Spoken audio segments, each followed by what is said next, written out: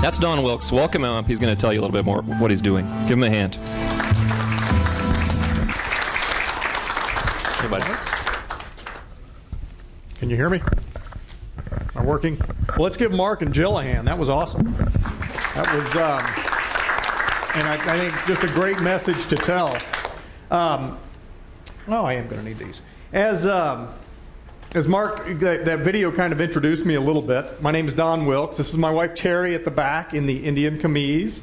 And we are the founders for a relatively new organization called the Global Community for Organization. And although we have been in philanthropy for at least 5 years, maybe 10 years, depending on how you want to count it.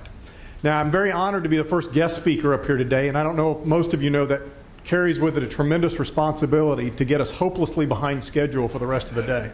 But I'll try not to do it. But I do have a pretty aggressive agenda, and I'm going to tell you a little bit about today, my story, about how I got involved in philanthropy, what I think a philanthropist is, and my philosophy of philanthropy, which I think you'll see mirrors pretty close to what Mark and Jill are at. So let's get right rolling with my story, or at least the super condensed version. I was a financial consultant at Deloitte. I was, in 1994, I was a senior manager, and I was what's called on deck. On deck means you're getting ready to put under the spotlight to see if you're eligible to be put under the microscope, to see if you're eligible to be made partner, to see if you're eligible for lifelong indentured servitude. And I had a little problem with that. The problem I had was I had this itch I needed to scratch. I think some of it's genetic, and that itch was a travel itch.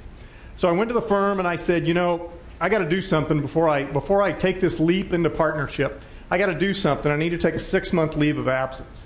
I was the first non-pregnant male to ever ask for a leave of absence. And they went ahead and somehow granted it. So me and my wife loaded up our dive gear and our backpacks, and we went scooting around New Zealand, Australia, and the South Pacific for 6 months and just dove our rear ends off. We called this trip the Grand Adventure. Everybody else pretty well called it career suicide.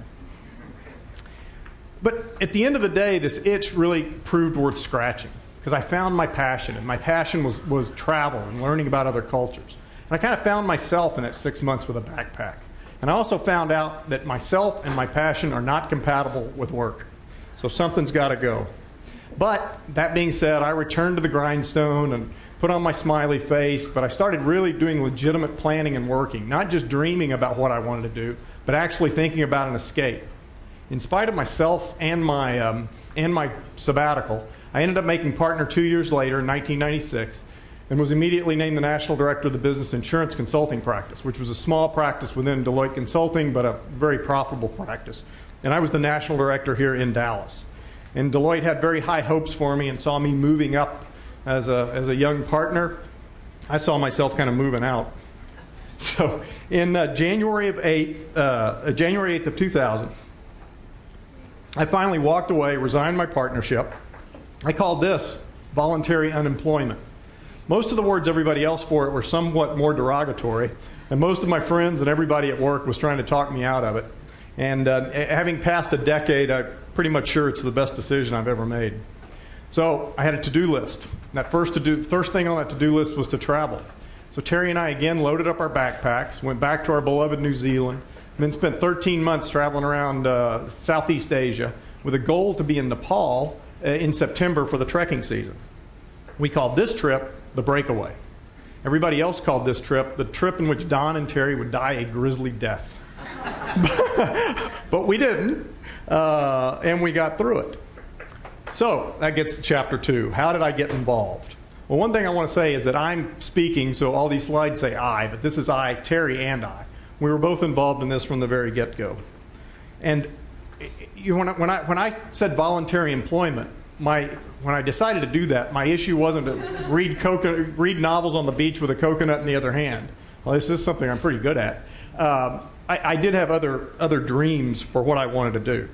And that's because when I broke away, I wanted to kind of explore some other parts of the life, some of the things Marx was talking about. Because I believe a life should have meaning. I believe that we should all leave this place just a little bit better than we found it. And I believe a life is defined by contributions. It's not defined by your stuff. There's also a phrase out there that says wealth is measured not by what a man gives away, but by what he gives to others. And my plan or vision for this was a book I had in the back of my mind which was called 20 Things I Wish I Knew When I Was 20. But briefly, just to tell you a little bit about the book, I didn't think breaking away from society was all that difficult, or breaking out of the rat race. So I wanted to help people figure out what you want to do with your life, because I think most people don't spend time with it. Provide some pragmatic knowledge, the tools I use to get myself out of it, and illuminate and avoid all the pitfalls that you find yourself facing and the societal scripts that you find yourself facing going forward, and how I did it.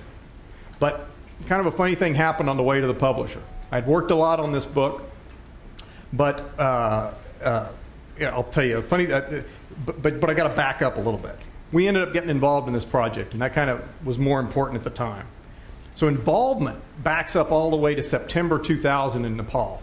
During the breakaway, when we were up there trekking, it started with us planning for a 24-day trek up to Everest Base Camp. But it really originated with 9 pretty innocuous words from my wife, Terry. I will not hold a backpack for 24 days. She was, so I said, well, I'm not hauling your stuff and my stuff. So we ended up hiring a porter. And that's how we got to know this young man named Tonka Capri. Tonka was not a Sherpa. Everybody thinks that the porters in Nepal are Sherpa. He was a Valley Nepali. He was 22 years old. He was working to put himself through university.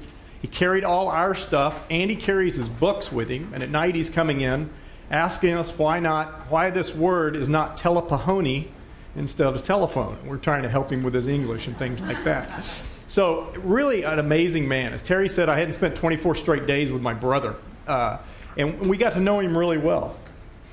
We had an absolutely fantastic trek in Everest Base Camp. In the lower right-hand picture, that little peak sneaking out of the back, that's Mount Everest, about as close as you can, but the last time you see it as you're walking up to base camp.